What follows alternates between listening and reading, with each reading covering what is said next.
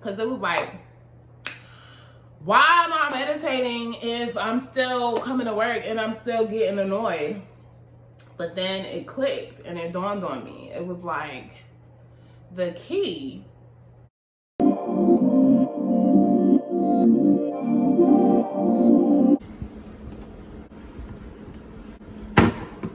why did I feel the need to slap that damn peanut butter down so hard? What did Jif do to me?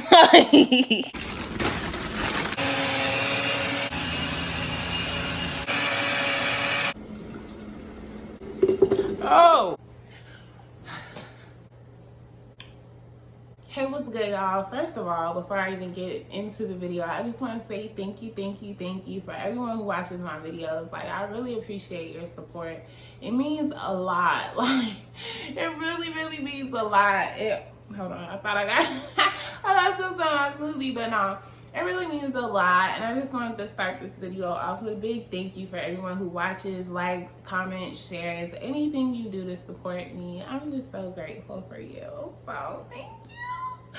But yeah, it's your girl, Miss Mystical Rose, and in today's video, I'm so giddy because I'm just so grateful and just so happy and blessed. So excuse me being so damn giddy, but in today's video, I'm just going to share with y'all why I don't meditate anymore. I grew out of the practice. So yeah, I'm just going to talk to y'all real quick about why I don't meditate. And yeah, so I started meditating, I would say like last year. Yeah, I started meditating like last year.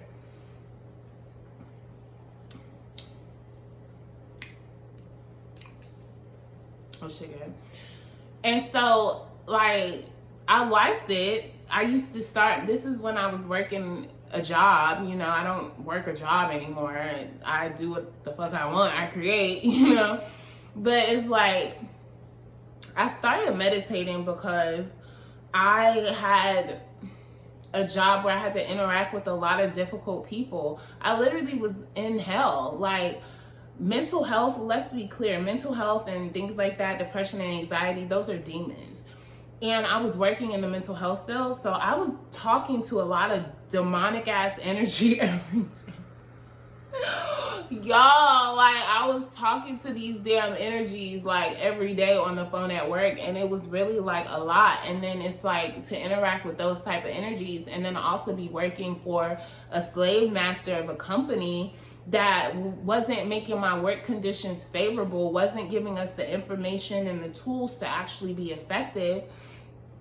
It just made my job really more annoying than what it needed to be at the time. So I had already, at this point last year, I was meditating. I already was doing the work. Like, I had done so much work that I didn't even realize like where I was at until like maybe last month. I actually looked up and was like, oh Lord, what's that thing? Oh Lord. I was like, oh girl, and it all kind of came in as far as who I was, what I was doing, what I had been doing these last couple years with all this work.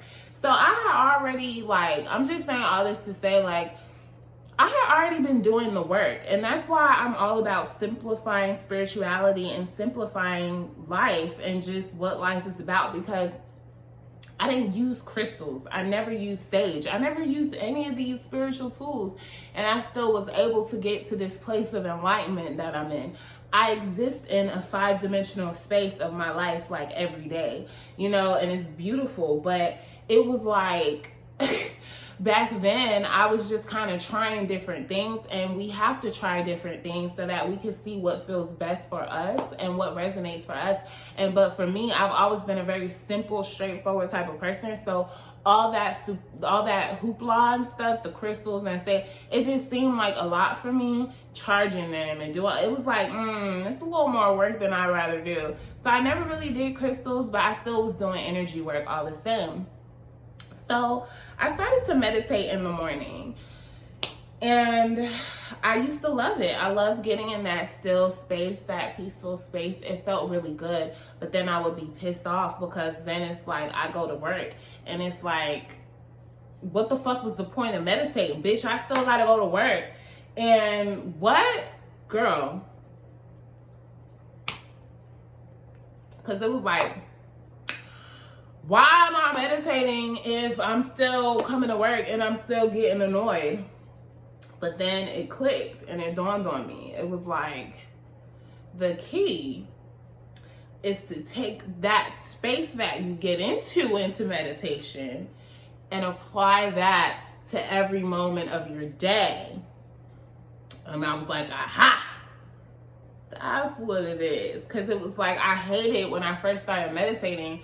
I really didn't like the fact that it was like I would go to this space for 20 or 30 minutes and then it's like, then the rest of my day I was irritated. You know, it's like, what? But that's because I didn't understand. And so once I understood that, or once I understood how meditation can be taken off of the mat, meditation can be a state of being, okay, just throughout the whole day, it was like I memorized that feeling.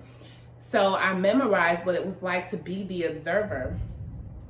And not only that, it's very important that we visualize ourselves in the obstacles that we face every day, and we visualize how we're going to apply the new knowledge and the new way of being to these scenarios. Stop visualizing these superfluous things like, oh, I want a car, I want money, I want a big ass house. No, start visualizing how you're going to show up when these forces try to come and bring your vibe down. Okay, that's what we have to start visualizing. And so what I started to do was, first of all, I knew my job was just a hellish job at the time, but I committed myself. I was like, you know what, I'm going to use every call to strengthen my muscle and to really use every call as kind of like practice of staying in my essence, regardless of what's going on around me. That's how we translate into from being a thermometer that reacts to the environment to a thermostat, to setting the temperature. And so once I realized how I was what I was experiencing during meditation was just, I was experiencing like the place of the observer, it was just kind of like, how can I apply this throughout my day? And so I started to kind of visualize like what will be my new response to people who are rude to me at work, people who I work with, okay, coworkers. And then, because back then, let me tell you, and my friend LaShawn Sanique, hey girl, I know you, girl. She about to start her YouTube channel. I'm on her ass.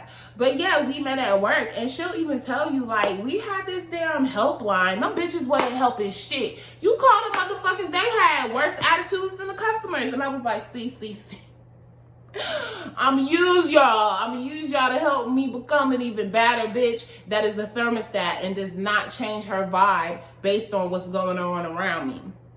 But yeah, I started to visualize what that actually looked like during my day. What does it look like to walk through my day in a meditative space? And then eventually I just started to slow down and pause and pay attention and really be aware and get really present.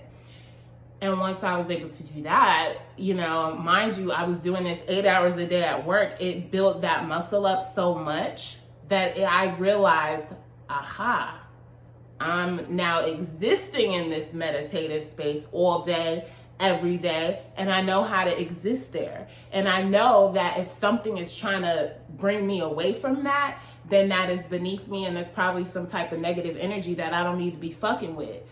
I don't care if you my cousin, my family, or my auntie, I don't care. Baby, if what you got going on, the way you talk to me, the way you act with me, whatever the case may be, if it feels like your antics are trying to pull me out of this meditative space that I've mastered, that's a real telltale sign to me that I don't need to be fucking with that type of energy. I don't need to be fucking with that person because you be trying to pull me. I can use those scenarios and situations as a muscle to stretch, but at the same time, that shit gets tiring. You know, like after you do it so much, it's like, all right now, damn it.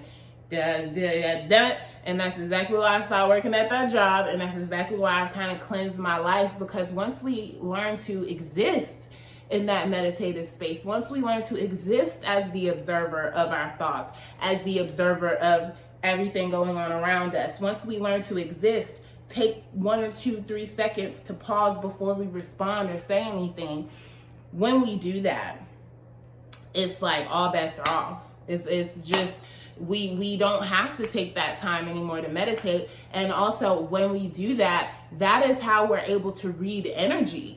That is how we're able to see who is for us and who's not for us, who we need to be fucking with and who we don't need to be fucking with. Because if you, and what I've called it, I'm not going to say I coined this, but basically when we meditate, we get into our home frequency. That's the real you, is who you are in that meditative observer space, right? So if you master that space, when we master that space, it makes it easier to read people and know, like, based on how you feel, based on, is their energy trying to drag you down, or does their energy make you feel so just warm and good? That's why, you know, people always tell me, I love your energy. I know. I love it too. But it'd be the same ones who be like, oh my God, I love your energy, who just want to pull on it and might be sending you some damn evil eyes.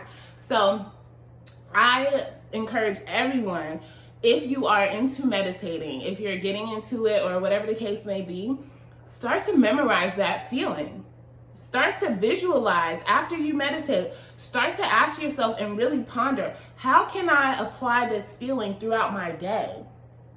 Like, how can I meet the obstacles and the annoying parts of my day with this meditative space and with this home frequency? And y'all, baby, I'm telling you, it's like every day's a good day at that point. Like, no more, like, I have a book that I'm writing right now, like, and it's called No More Bad Days, because what does a bad day even mean? It's just experiences that have happened. And when we let those experiences continue to bleed throughout the day, then that creates the illusion of a bad day. But I'm telling you, when you master your energy and when you learn how to exist in that meditative space, you stop needing to go there, because you know what that space feels like. You memorize that feeling that you get when you're in that observer meditative space. And when we memorize that feeling, it's easier for us to recognize when we're deviating away from that feeling.